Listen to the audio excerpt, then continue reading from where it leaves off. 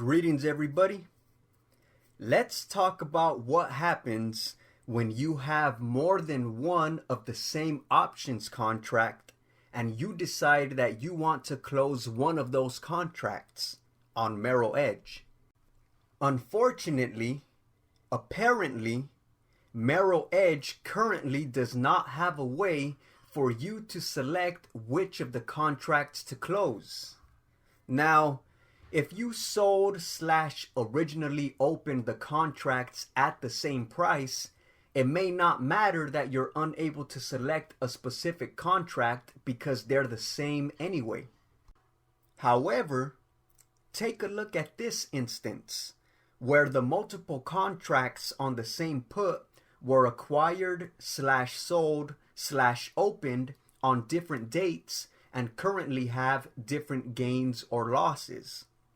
Say I wanted to close this specific contract that was opened on March 27th so that I could finalize the $36 gain.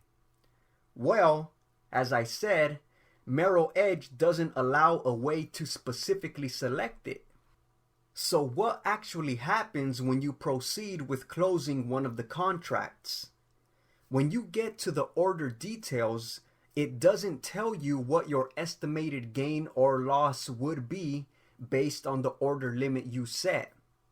Usually, when you're closing a contract on which you only have one, it will tell you your estimated gain or loss, but not when you have multiples of the same contract.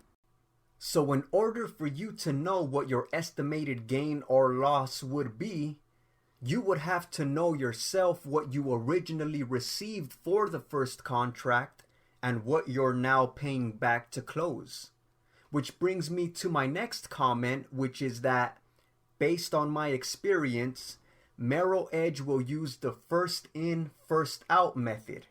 In other words, whichever put contract you sold/opened first will be the one that is closed.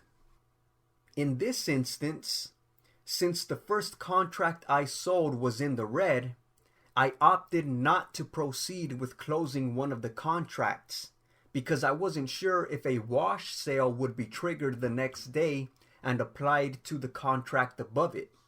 But that is another question that I've been considering whether or not to experiment with, to find out if wash sales do in fact apply to options contracts. Good luck, everybody.